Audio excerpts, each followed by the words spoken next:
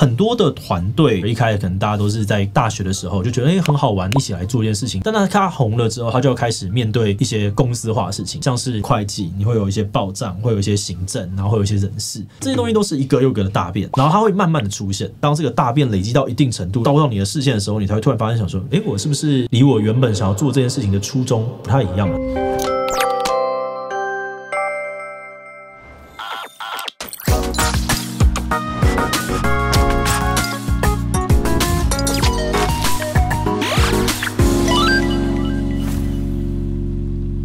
？Hello， 大家好，我是志祺。那又回到了我们志祺今天不读稿。那这个系列我就不会用看稿，改用轻松聊聊的方式讨论可能网红圈啊、YouTube 或者是网络上面的一些热门话题。今天我们要讨论的是 YouTube 团体的困境。然后为什么会讲这个？因为前阵子这群人就宣布明年要停更嘛，就大家都被吓烂。然后毕竟就是一个超过10年的老团体了。看到的时候我们就觉得有点感慨吧，就是毕竟连一个这么老牌然后那么大的频道，他都会宣布要停更。那 YouTuber 团体是不是真的很难经营？然后今天就想要来问问志祺的想法。那关于这群人明年停更的原因，应该他们自己有说有些报道了，所以我们今天呢就不会聚焦在这一块，而是呢会把视角拉大一点点来讨论经营 YouTuber 的团体有什么常见的困扰，以及为什么会很难的走得很远。不过在开始今天讨论之前，先让我们进入工商服务时间。你有做网站的需求吗？得过多项国际大奖的简讯设计是你最好的选择。无论是企业官网、互动答题、一页式的网页，或者是大型活动网站，我们都擅长透过资讯设计为你梳理出重要的资讯，再呈现给受众。除此之外，我们在网站制作上面也都符合 Google 的 SEO 规范，并且有直觉好用的后台，让你能够轻松管理内容，持续累积曝光流量。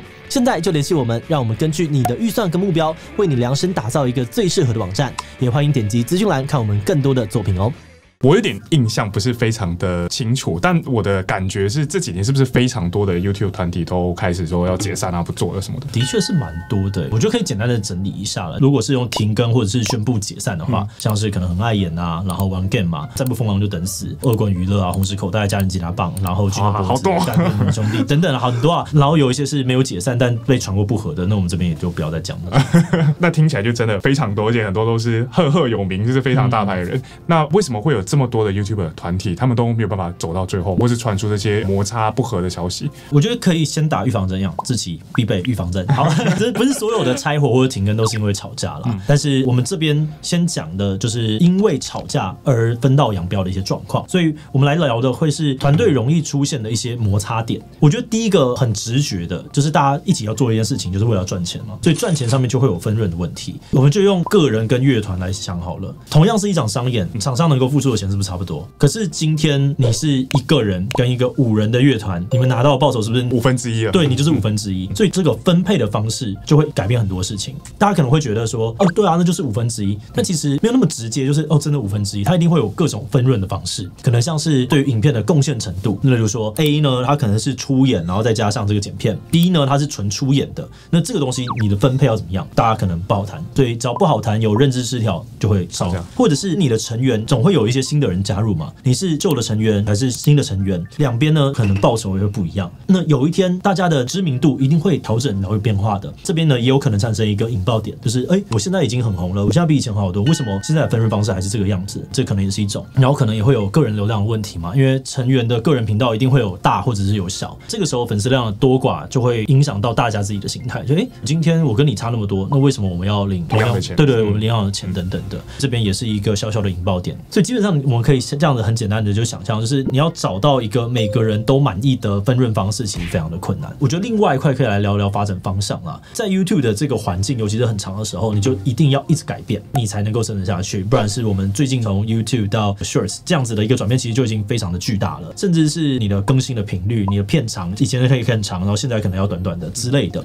就是这个东西的改变，我们直觉想可能会觉得，改变不就是这样子吗？你有没有勇气？对不对？对于一个团体来说，改变是很难的。第一个，你可能会遇到问题，就是没有人主导，因为习惯共同决策的团队，它非常非常难改变。我们可以这样想象，就是很多事可能从大学大家就一起做事情，那做事情的时候，大家就会说，那我们就是大家共同决策。那你只要你是共同决策，你最后的决策就一定会往保守的方向去前进。为什么这样说？因为人是习惯的动物，人的心态本来就是以安定为核心的，所以我们今天在面对很多未知跟风险的时候，你的直觉都会是那就不要做，或是我们再考虑一下，或者再想想，这都不是错的，只是它在一个快速改变变的环境之下，它很难生存，所以你可能就没有改变。你一没有改变，最后你没有跟上的时候，演算法会把你抛弃，然后最后他就觉得是，我们是不是不适合这个时代了？只要有1-2个人产生这样的东西，那团队就可能有新的变化。第二个是，那今天有一个人他超强势的主导，旁边的人就会觉得说，凭什么是你？对，不一定会对着，但你对事就是为什么要变？那这时候你还是会引起一些认知失调或是不满，那这可能呢也会出现路线之争，最后就导致说，那我们好像可以分开，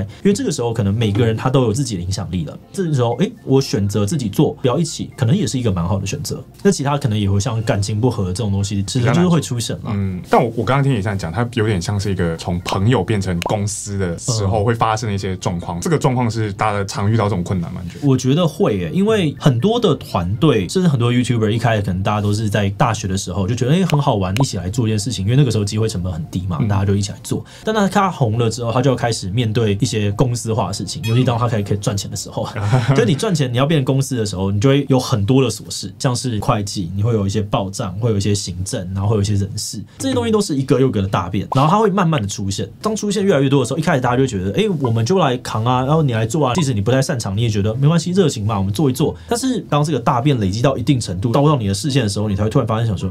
为什么人在大便里面？我做这件事情不是想要做什么吗？我不是来拍片的吗？对，为什么在大便里面？这个时候可能自己就会觉得，我是不是离我原本想要做这件事情的初衷不太一样了？然后那个时候，其实通常可能大概就是2-3年，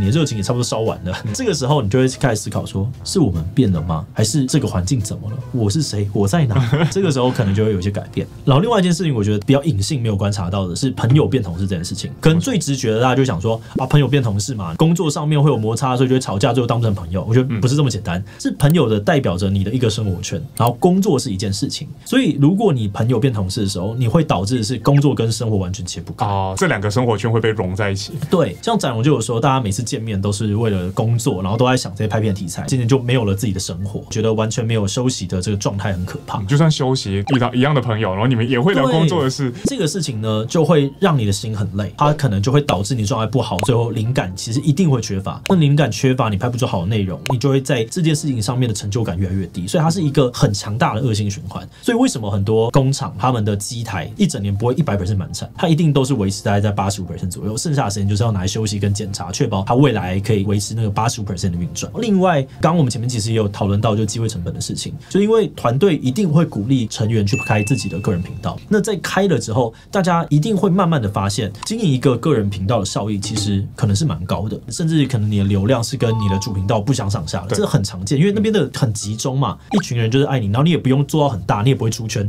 所以这个时候你就会开始有合体拍片的诱因变少的问题。为什么我要今天一起拍？拍了之后大家要拆分，那我还不如把同样的时间做别的事情。另外呢，成员之间大家一定会越来越忙，因为有自己的事情要发展。这个时候彼此要合作的门槛就开始变高，因为要调时间你会很烦。那种阿杂的事情我觉得最痛苦。为什么我们今天要调一个东西都要这样子？那有人就会开始讲说，这个是不是大家没有心啊？大家怎么都把个人排在团队，这很好想象嘛。但是你从一个个人的逻辑里面来想，就是会这样做好像也不是真的，因为他很坏，不是有谁错了，所以这样子就会容易影响到一些更新的频率啦。总之，一个团体的状态就是比较多风险。那当这些团体他们宣布要拆伙或停更的时候，到这个状态了，它是一种好事吗？还是怎么样？我觉得很多人可能会焦虑，就是怕拆伙了之后就会失去关注啊，然后怕被讲闲话，所以不敢提出来。但是我的想法都会觉得说，这就是一个选择，不用把这么大的压力放在这个身上。你不拆的结果就是你可能生活得很辛苦，或者是你在镜头前面都是强颜欢笑，但你长期下来就推不出什么样子的好作品，最后就会陷入恶性循环，然后就会到一个大家都不得不这样做的状态，互相绑架、互相情勒。对，那个时候状况一定是难看的分开，或者是很低落的分开。所以我自己觉得，找到一个人然后愿意好好沟通这件事情，或是大家在一开始的时候就约定好说，我们到时候分开的时候，大家要一起讲。你不要去想象说有一个人可以主动讲这件事情，它甚至应该是一个被动的结构，就是可能每一年或是每个月你们有安排一个会议，你就可以写在那个会议记录上的那个样板上面，就要不要分手？对啊，最近有没有遇到什么不开心的事情，还觉得想要继续吗？如果没有，大家好好讨论。那你遇到的困难有一个被动的结果可以讲出来，我觉得这件事情可是有一些帮助的啦。那虽然喊出停更或者柴火是可能合理的事情，但我觉得这背后都是一个非常不简单的决定。能够选择去做这件事情，就有这个底气去做这件事情，我都觉得是很棒的。就我都还是对于每个人的选择都抱着一个就是支持的态度，就是你们好好想过了，支持这样子。因为分手就不是一个真的是那么大的坏事，已经直接用分手了。对啊，分手真的不是一个坏事啊。距离感可以给彼此比较多喘息的空间。如果我们很相信缘分很重要，我们应该珍惜这个缘分，在未来我们还有相处的空间的话，那其实就是应该好好的分开。那像展瑞他们也有强调，就是他们就也不是解散，只是让每个成员去沉淀啊，思考他们未来各自想要去走的路。但是当然一定会有一个小小的尴尬期，不过这个尴尬其实就是一个你不知道怎么应对而已。总有一天大家会学会怎么应对的，等到学会那天，大家就可以用更对等的身份，或者是更明确的一些分工再去谈合作，那这样子也不错嘛。以下建议也适用于分手。对啊，好的，那今天就到这边哦。想问大家，哪一个消失的 YouTube 团体是你觉得最怀念、最可惜的呢？最后，如果你喜欢今天的影片，欢迎分享出去，让更多人一起来聊聊这个话题。此外呢，也可以点击这个地方看看其他相关影片。那么今天的这一期就到这边告一段落，我们就明晚再见喽，拜拜。我好奇，就是虽然我们不是 YouTube 团队啊，但因为你跟轰天雷，也算是一个团队嘛，在开一个公司，上面的问题没有遇到。